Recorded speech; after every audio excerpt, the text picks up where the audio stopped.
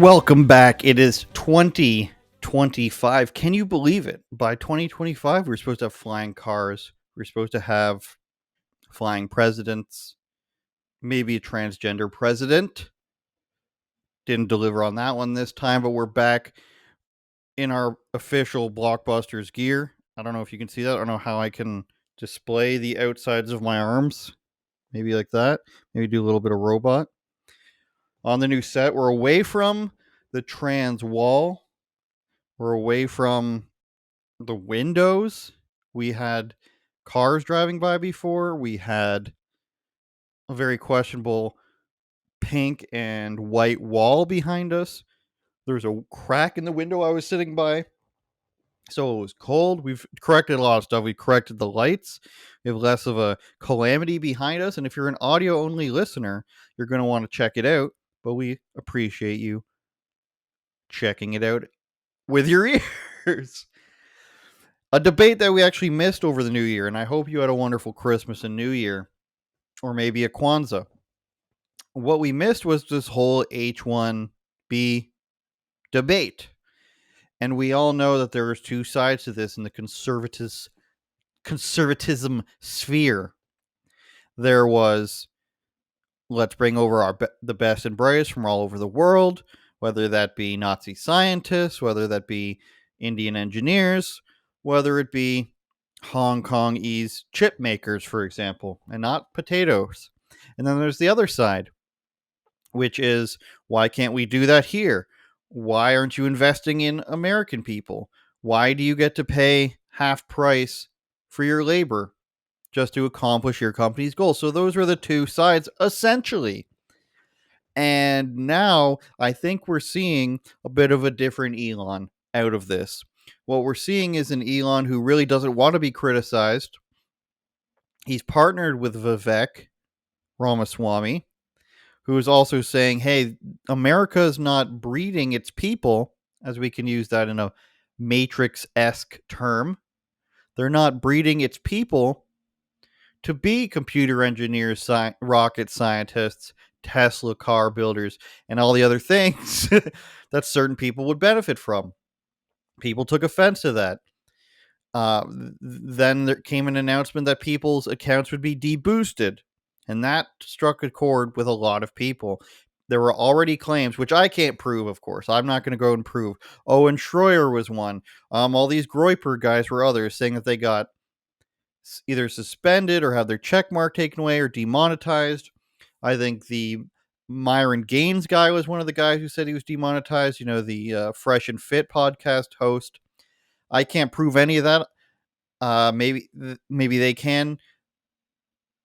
But what I can for sure tell you that I saw an Elon Musk getting more and more angry with his user base for disobeying him. You know, there's a lot of replies on Elon's posts, more so than ever, I think, that are kissing his ass. They're saying Elon is the greatest. They have seen that there is a path to success through agreeing with what Elon says. So they'll say, Elon, you're the best. Elon, this, that, and the other, no matter what it is. And that has increased tenfold. And I want to point out this tweet that was made to Elon by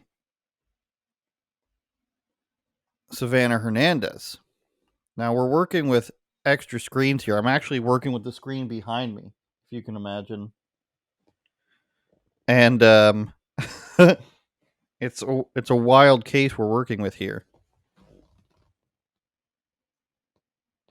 I'm gonna make that bigger for you. So it's a tweet from Savannah Hernandez, who says, the problem with the new deboosting negativity campaign is that it's up to Elon Musk to now decide what is negative. This is the exact way censorship began on Twitter 1.0, which ultimately led to doctors, scientists, journalists, and everyday Americans getting censored. Also, notable that this happened immediately after many effectively countered his views on HB1, and then either had their accounts removed or lost blue check marks. So that's an obvious problem. Notice I'm looking behind me because I'm working with a second screen. We'll get that worked out. That is an obvious problem. Now, what did Elon do? He did not respond and say, hey, listen, we're not going to be censoring anybody. We're not going to be um, deboosting you. We're not going to be. I am not the arbiter of what is and what is not negative. These are not things that I want to do. What he did end up saying, however,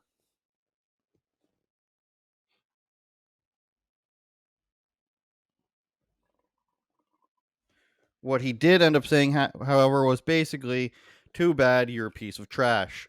For the bright sparks out there, no changes have yet been made to the algorithm. If you're wondering why you're not getting more views, look in the mirror. Any changes we make will be posted publicly. So Elon basically says you're an idiot, Savannah. If you're having problems, if anyone's having problems now, it's because you suck and you need to look in the mirror. That's not the soft Elon we've been used to. We've been used to Elon saying Trump is great and America first. And, I love X is the greatest platform and we love you. And now he's saying you're actually stupid. And if you're not getting the views, it's because you're ugly and we haven't made these changes yet. I have a fundamental problem with a operator attacking his fan base, his user base, like a sports team. Elon compared America to a sports team when he said we need to bring the best players. Well, what an owner does, or a general manager of a sports team, it does not call the fans that disagree with him retarded. They tend not to do that, right? And unlike a sports team, America pays the salary of the owners in the front office. A sports team is not paid by the players. The players on the team do not get to boss around the general manager or the president or the owner. It's the reverse. Whereas in a society, people do get to do that because they pay their bills. Now, if you're a sports team and you think that your players are underperforming and are overpaid, yes, you will go elsewhere. You'll get that Cuban pitcher, you'll get the Japanese pitcher. You will pay them less or more. Basically, you're searching outside, you're sending scouts elsewhere to get better players, perhaps for cheaper money or just ones that perform better. But what a successful team does do, however, is they facilitate a better farm system. They train their young players. They create a culture, a winning culture. And that's not something a sports team has to do if they're not focused on winning. So my point is that these companies, they don't have an incentive to foster this growth in American society because they can go out and get the talent they need elsewhere. They're not concerned about America becoming champions or the American people becoming world champions. They're concerned about themselves only. And they will not do that without getting a better farm system. Now, they might the difference here is that these companies have access to all the farm systems of the world, which a sports team does not. The sports team, the New York Mets can't say, we love your farm system, New York Yankees. We're going to take them all. The Yankees have these people under contract, and unless they release them or trade them, they can't get them. Much easier to do that as a company. So the lesson here is America is not actually a sports team. The only way you can call it a team in that sense is if the players are actually the ones who are in charge of the franchise. But what you can't do is you can't replace your citizens with people that you think are better workers who you have to pay half as much because you don't like their attitude. That is what a sports team does. And you can't do that with just the average person. And it goes on like this. I want to bring up now a recent story I wrote about. It's going to take us a second to find here. And did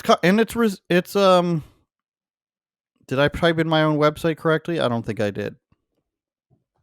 Andrew Says TV, not Andrew Size TV. I typed it in wrong again. Andrew Says TV. A story about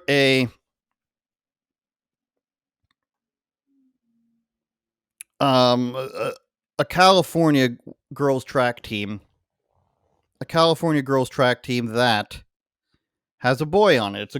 It's you love running, you love all these things to do with running. You're big time running people. Look at this behind me. Look what I have to do here. I have to sort of slide this up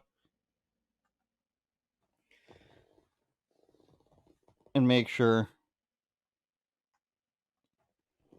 So what we have here is a cross country team that's been invaded by a boy, essentially.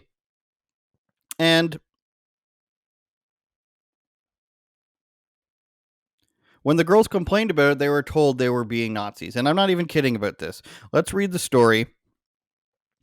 And it says, San Francisco Chronicle writer says Save Girls sports shirt are transphobic. Claims not all women have XX chromosomes. So this comes from a story where two female high school athletes were suing their school district over the very same shirts that they wore being likened to Nazi symbols.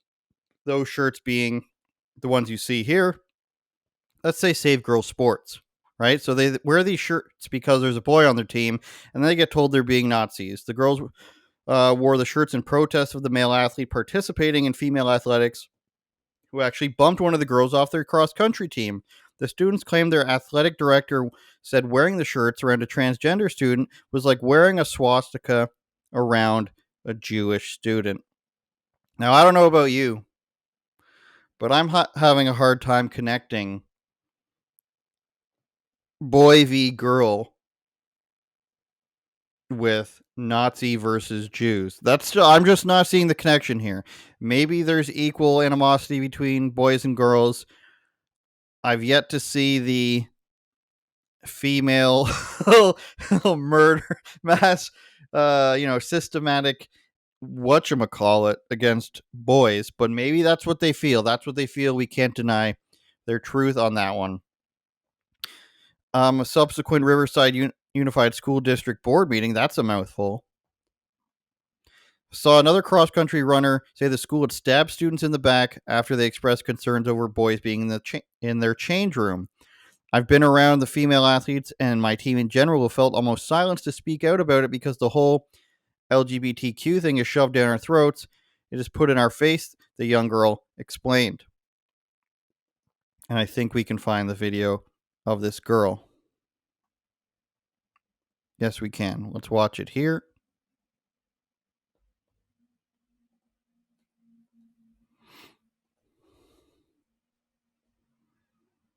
Student at Martin. Hello. I'm a student at Martin Luther King High School, and I run on the cross country team. So I'm constantly affected by these actions that have taken place this season, and I have been around the females and just my team in general who have felt almost silenced to speak out about it because the whole LGBTQ is shoved down our throats, it is put in our face, and we live in a society where it is almost impossible to speak out on it without facing the repercussions of it. And I went myself to have a discussion with the head of the athletic director when nobody really felt comfortable enough to speak out. And I don't think it's fair, knowing Caitlin and knowing Taylor, to see their spots getting taken away. Caitlin and Taylor are the girls who wore the shirts. To see all these things being jeopardized for one person. It feels as though that my school and the school district is choosing to support one person instead of the whole team and the whole school as a total. Like, it's not fair. It's not okay. I try my best not to put personal beliefs into it, but seeing this first-handedly, seeing my teammates getting their spots taken for one person that's choosing to be a girl, it's not okay. I've done my research. I've looked into the CIF rules, and I've looked into the NCAA rules, two completely different things. And when I went into this meeting with the athletic director, I knew that. I knew that going into it, that teachers and coaches and people in the office can't speak on personal opinion. And then to see the athletic director turn around and tell my teammates that their shirts that say Save Girls Sports be compared to a swastika, that is not okay. These girls feel silenced, they felt silenced, and when they finally spoke out and did something to go against it and speak out, not directed towards a single person at all, they were completely stabbed in the back by the person that we were told would support us and be able to help us through this. So that's the backstory there. These girls wanted to, literally save their own sport at their own school and get their friend back on the team because the spot had been taken by a boy, and they got basically told that they were scum, which is always a feeling that a girl loves to have from her teachers. Now we go back to where we were in this story. There's an article from the San Francisco Chronicle. This writer asked, is this the next MAGA hat? Transphobic apparel is the new hotness. Now we can discuss probably at length the ridiculousness of that, but I wanted to show you the type of stuff. I wanted to show you the backstory here of what they were saying about these young girls, what happened to these young girls, and now what some writers are saying about them. So the shirts in question, worn by two student athletes whose families are suing the district over their free speech rights after they were reprimanded by school officials, said save girls sports and XX does not equal XY. The athletes who contend that a trans cross-country runner unfairly, in quotes, took their spots at a team event due to physical advantage, donned the shirts at a following practice session and were told by the school's director that the shirts created a hostile environment.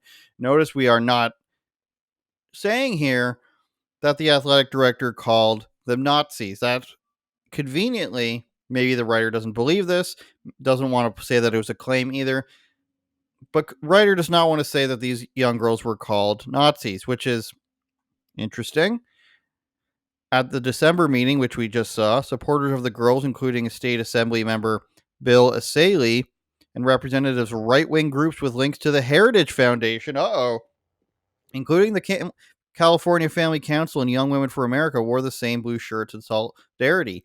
I can't help but look at this whole case as a sad, empty spectacle that demeans us all.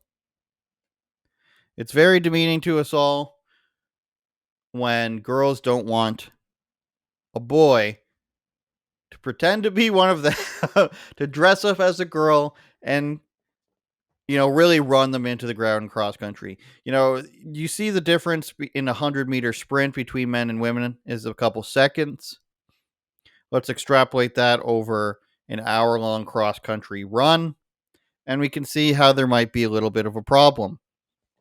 It's sad that it demeans us all to care about these young girls. And we will show you the writer for this. The father of one of the young girls accusing her classmate of essentially stealing girl valor.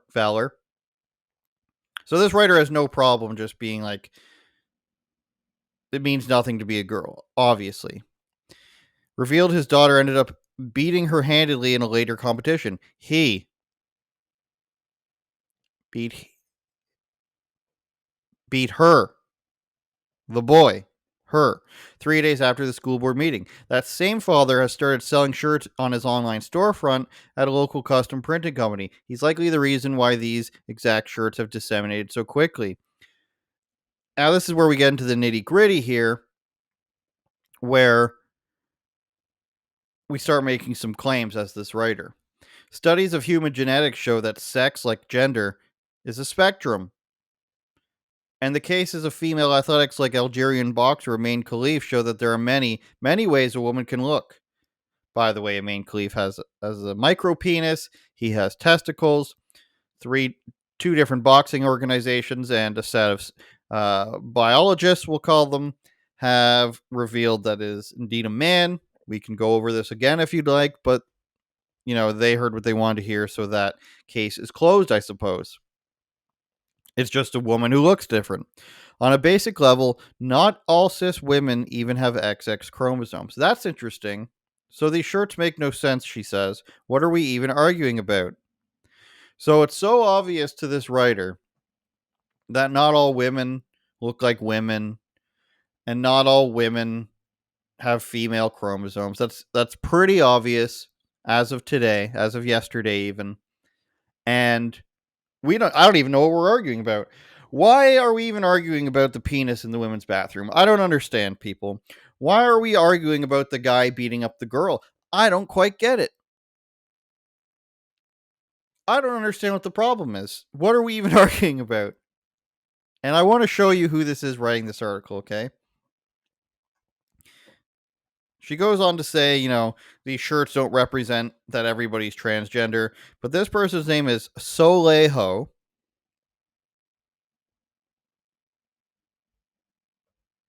That, if it's a French name, that means the sun. So Sunho, which is interesting. I don't know if that's the person's real name. An opinion columnist and a cultural critic focusing on gender, race, food policy, and life. They were previously the Chronicle's restaurant critic, spearheading Bay Area restaurant recommendations through the flagship Top Restaurant series. Latest article, I attended a secretive anti-trans dinner in San Francisco and then I puked. This is like, do you guys remember the bro writing of the early to mid 2000s?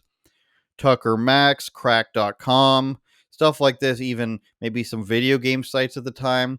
It was very like edgy and full of cursing, and it spilled over into Vice and all these programs that eventually, or places that eventually became ultra woke. IGN, Cracked, Vice, these places all became ultra woke. And then we have even seen the inverse of that now. This girl thinks that she is a bro girl writer. But for extreme left wing politics of their own. So they condemned like the bro culture for years, and now they have inverted that into ultra feminist, ultra pro trans diatribes using the same. I went to this thing and I puked. What are we even arguing about here? Men versus women? What is this? This guy's just printing shirts. He's just full of shit. This is in mainstream media newspapers. This person's been printed in the Washington Post, which we can kind of see. It's behind a paywall, but we can see the title. Soleil Ho is a young queer woman of color who wants to redefine food criticism, and that's okay with me. I'm okay with that. Who are you to say that a young queer woman shaped like a football is not to tell your daughters that they're pieces of shit for not wanting to change with a boy? I just want to keep going over the story of this person. It's interesting. If you want to attack teenage girls for having a problem with boys in their change room, then I think that anything you've said is up for grabs.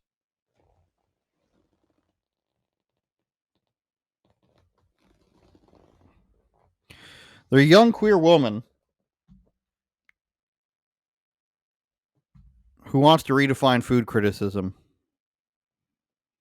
Food criticism's only voice speaking from such a specific intersection of queerness and color, a lived experience of gender nuances, and big geek energy. None of this means anything, by the way.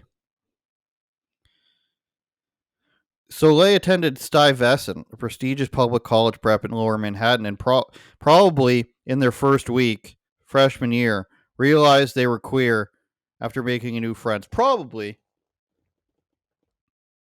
Everything I do is based around being queer and being a lesbian and all this stuff. It's the most important thing. It's in my title. It's the basis for all my articles and everything I write about. But it's just probably. Did I when I became queer? Probably. Did I was it in college? Probably. We would stay up all night, stay up on what was then 56K internet and AOL Messenger and just talking about everything. And she said, you're probably not straight. And I was like, oh, that makes sense. You're like an octopus living in the woods for so long. And then you see the ocean and you're like, oh, that's why. That's why I'm a little strange. So basically, this girl had a bigger lesbian tell her that she's gay or something. And she said, okay, that makes sense, I guess. Do you see what I'm saying here? This is the biggest part of their life, identifying as queer and transgender and whatnot. And then when asked how this all happened. They were just like, oh no, it might have happened at this point. I don't know.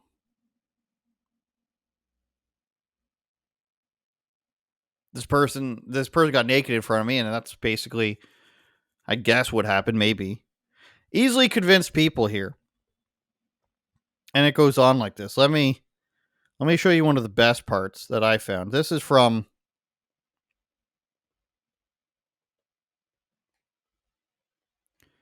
hold on. This is from a podcast description that this person did. And I just want to show you the breakdown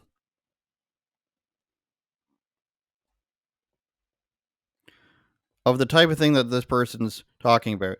If you want to say, Andrew, you're exaggerating, you don't know that this person talked about this all the time. You don't know that this is what they center their entire persona about, and then they say it's not a big deal about anything. This is what a podcast episode with this person is like, okay? It says, in this week's episode, we speak with Soleil Ho / she, her. Interesting that at this point,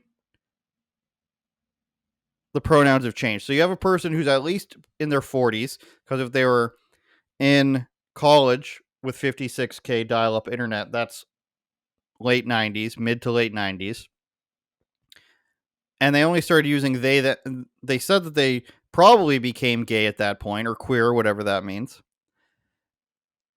And then 20 plus years later, they started using they them pronouns after, probably because it became more popular. In last week's episode, we spoke with Soleil Ho, she, her, a writer, chef, and host of two fantastically intersectional podcasts, Propaganda and Racist Sandwich. You see what I'm saying about the inverted bro culture, this Vice News speak? It's so funny. Racist sandwich, it doesn't mean anything. Don't you want to listen? Here are the topics they spoke about. The privileges of giving off non-binary gay vibes as a female chef. Doesn't that intrigue you? Fighting against sexual assault harassment at your favorite restaurant. Doesn't that intrigue you? Creating a queer Vietnamese American community. Don't you want to be part of it? Claiming gayness while in a heterosexual marriage. We've got a person who isn't sure if they became gay in college, started using pronouns in their 40s, but is in a heterosexual marriage, says it's not really a big deal, but everything I write about and talk about has to do with my gender, which actually isn't a real thing. Women don't even have XY chromosomes, so why are we talking about it? Criticizing teenage girls for not wanting to see penises in their change rooms and have men on their teams to get their friends kicked off of the team. What world are we living in? That the San Francisco Chronicle and the Washington Post say, "Hey, this is a good thing." No matter who these people are, and we see the same thing with the H-1B and immigration, illegal immigration problems. We're seeing more and more that people just flock to their own. Someone who works at Washington Post thinks that this person is a great writer. Somebody at the San Francisco Chronicle says, this person who says they don't care about anything, but it's their whole identity. This is a great writer. Somebody who hires illegal immigrants and then they hire their illegal immigrant friend. They think that's a good idea. An Indian business owner who only hires 18 Indian people to work at a place in Midwestern Kentucky, that's not a problem either. But it's a problem when actual American citizens do this stuff. It's for some reason it's a problem. All these things that people talk about being culturally important to them, it's just so they can make money. It's just so they can make money. Oh, I need to be around people who are the same as me. I need a black doctor. I need a Hispanic doctor. They understand me more. It's just about giving their friends money. If Dana White and the Nelk boys sat there and tried to be like, we don't like it has nothing to do with us liking each other. It has nothing to do with our interests, both being right wing, reaching out to young people, all this sort of stuff. It has nothing to do with that. Would you believe them? Would you believe this thing about this writer just happened happened to work for this company and making these arguments. I don't think you would believe that. It's all these people want to do, and they do this in the video game industry. We've talked about this before. They just want to hire their friends so they can have, you know, that queer nerd orgy, so to speak. It's an orgy of thoughts. The thoughts are like, hey, aren't these teenage girls pieces of shit? How does that avocado toast taste? Can we go to this pussy hat march? Can we call somebody racist today? These are all just flowing ideas within these communities, especially this weird far left trans adjacent community, I guess you can call them. This person is not really trans, they just kind of want to be, so they call themselves queer and go by they them pronouns. It's all just ideas they're throwing out. And if anybody at all has an issue with their opinion, they're pieces of shit. And that's the weird defense that we live in. These people, these theater students, they work in government, they work in immigration offices, they work at mainstream media outlets that may have once been something worth hanging your hat on. But at some point, it becomes a bunch of lunatics running something that gets hundreds of $1 million pumped into it. This is what's happened to the video game companies, especially, and the movie studios, especially. And the people at the top say this is just a trend, so let's hop on it. And then these people end up usurping and taking the entire company. Actually, sir, you're a racist. I'll need your job, and if you don't want to give it to me, if you don't want to give in to my indigenous ways of knowing, we're going to put out a public smear campaign against you. So what does this girl do? After talking about what was this topic? Queer adjacent things in a restaurant, fighting against giving off non-binary gay vibes as a female chef and the benefits of that. And then just like, let's try to help ruin these teenage girls' lives. I get that it's just an opinion, but unless you think, you must think your opinion carries some sort of weight if you do this for a living. And you're going after teenage girls. I don't understand. Maybe I'm watching the wrong things. Maybe I need to think of the Costco kids more. Maybe I need to watch the Talk to a podcast and buy her coins. Maybe I need to watch one of these streamers that just goes into people's houses. Maybe I'm not watching the right things. Maybe a little bit Misfits boxing in my life would be what I need. I think there's another thing in my life that I need. More eBay. Where do you think I got this shirt? I want to discuss the things I've been seeing on eBay. Okay? And this is very traumatizing. I wanted to find a segue to it. I found one. Okay? The things that we're finding on eBay, this is the stuff we need to be talking about. These are the people that are interesting. You know, Theo Vaughn will have an electrician or whomever on his podcast. The Tosh podcast is psychiatrist. It's just all about him. These are the people we need to be talking about. The people who are selling things on eBay. I don't think you guys know exactly what's going on in the dark corners of our favorite e-commerce site. eBay and Amazon came out at the same time. How often do you go on eBay versus Amazon? Probably 1,000 to 1. Start going on eBay. Start finding things from the 80s and the 90s that are so alarming for you to purchase that you want to purchase it. Is it a Pizza Hut lamp from 1996 for $2,000? Is it an instruction manual to something from 1985? Is it a digital camera that uses floppy disks to save the photos on, meaning you could probably only save one photo to each floppy disk, which is completely redundant and nonsensical? Did I buy one of those? Yes. I bought a camera. It's a digital camera with a digital display from the year 2001 that saves the floppy disks. Isn't that absurd? Yes, of course it's absurd. Why do you think I bought it? Do you think I'm going on eBay buying things because they're not absurd? Do you think I'm going on saying, let me just get the things? That's what Amazon's for. Do I need toothpaste? Do I need a 30 pack of Kool-Aid jammers that are on sale? Of course. Amazon. Amazon's where you're going for that. Do I need obsolete technology that I actually don't have any use for, but I want it anyway because that's funny to me? That's eBay. But I want to see the kind of sick people that are on eBay.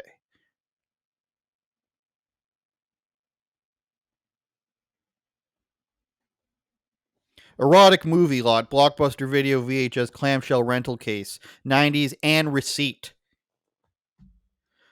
You're not dreaming. You're not dreaming. Let me read that title for you again. Erotic movie lot, Blockbuster video, VHS, clamshell rental case, 90s, and receipt. Says the guy with the Cincinnati Bengals logo. Let's take a look at the photos, shall we? Here's his 4 or 5 movies he's got. Not as interesting until we take a look at them. This one is called Private Lies. I'm going to lean in and read this for you. Okay, that's just an FBI warning. It's a previously viewed pornographic VHS tape from the 90s. And this guy not only wants to sell it to you, he's proving to you that he bought them with this receipt. Or, perhaps even better, he rented them and never returned them. First one's called Private Lies. Fair enough. This one is called Erotic Confessions under the Intimacy Rated category. Not sure what that means. He wants to prove to you that this is an authentic case. He shows you the back, which has a generic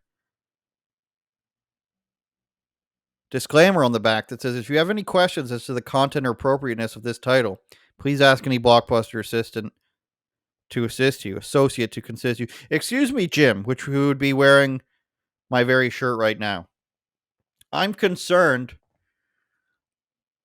about this title, Erotic Confessions. I was looking to rent a pornographic videotape from Blockbuster on a Friday night. And the title of this VHS disturbed me. What can you do for me? What's the answer to that question? How many people have actually asked a Blockbuster associate or called their hotline, which I believe was on the back there? No phone number. We want to make our pimply teenagers at Blockbuster uncomfortable by getting you to ask questions about this title. But it doesn't stop there. Our next one, a 5-day rental. Hotline, Red Shoe Diaries, 9. This was a TV show many people are familiar with from the 90s. With Lynette Walden. David Duchovny, of course, is in that, if you recall. 3 Tales of Passion. Gino, I guess that's the first tale. A woman travels to Paris to reinvent herself. Hotline. A woman's job at a phone fantasy company has an effect on her husband. Love at First Sight. A roofer and a gardener take their passion to a new level. Rated R, 2001. Do you have a problem with that title, sir? Go see your local Blockbuster associate. This one's just called Romance, and it's subtitled. I mean, you're really taking a gamble on this one. You're going to Blockbuster, you're spending your hard-earned cash. It's 1995, you're probably working at a factory. You're just like, I need to unwind. I need to find my best erotic tape at Blockbuster. This one just says Romance. Do you take the chance at $2.99 and possibly the late fees? Are you taking that chance, America? I think you are. A woman's quest for fulfillment leads her through a series of sexual adventures in French with subtitles. Also recommended, Live Flesh, Kama Sutra, Sex and Zen from 1999. Rated R for language and strong sexual content. This guy rented a French dubbed porno from Blockbuster that was just called Romance. Are you starting to see what I mean by you need to be on eBay? You need to see what people are just putting out there. Because when I search for Blockbuster and Blockbuster t-shirts, this is the stuff that comes up. Now, what was this guy's name again? John Madden 77, perhaps a play on John Madden. But not only does he want to show you the pornos he rented in the early 2000s, maybe the 90s, I think early 2000s, we know at this point, he needs you to know that he has a receipt to show for it. It's a faded receipt, and if we look in close, it's in Cincinnati, Ohio. So this is where you could be saying, hey, maybe this was a guy that just found these and or it was his grandfather's or what have you, and he wants to sell them, but he's got a Cincinnati Bengals logo. This is in Cincinnati, Ohio. You can see the name of the Blockbuster here, or the phone number here on Warsaw Avenue. I'm not sure why he's got no money due. Perhaps this was a free rental on November 29th, 2001. The name is Bad Film Account. I'm not sure what's happening there. But he's got the receipt. He's showing you what he's got. This is the outside. There's some wear and tear. In the background, he's got his, mugs, old mugs. I'm trying to show you that. He's got a bunch of old mugs filled with pens. He's hard at work, everybody. In fact, he's taking a slightly different picture of the same thing twice and putting it up there. Here it is. I'm more interested in what's in the background. A bunch of boxes. He's clearing out the old boxes. And those old boxes just happen to be porno rentals from Blockbuster. And now, is this not something that interests you? If you're tired of the H-1B visa debate, you're tired of men and women's sports and all these other problems that are happening in our society today, and you just want some good, not clean, but good, probably dark fun,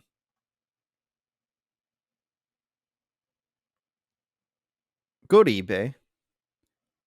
Whether it's ebay.com, ebay.india, where I'm sure you'll find interesting things. Go check out what these people want to tell you. There's no reason why I should be hoarding this fun to myself. Absolutely no reason. I hope I've helped you a little bit. I hope you're enjoying the new set and the new intro and everything. A little bit mismanaged this week. We'll be back with more content next week. Patreon.com/UOPod if you want to help out the show. Liking and sharing and subscribing really helps us out. Send me what you found on eBay. I will continue the search of insane things. Why don't we just go ahead before we go, see what else is suggested? Is there going to be anything else suggested on here that we can entertain you with?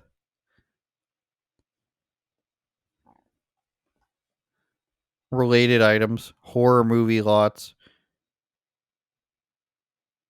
Super rare. That looks like a legitimate movie though, so I don't know. Let's take a shot at this one. Let's see what these movies are before we go. Out of the Past, One Good Cop, Trapped in Space, Air America, Terms of Endearment, I've heard of that. Shadow of a Doubt, Soldier's Sweetheart. Nobody's, I hope this guy, I hope he sees it. Maybe I should reach out to him. I hope he knows how brave he is and how much we thank him for his service, for being the guy who not only says, I'm going to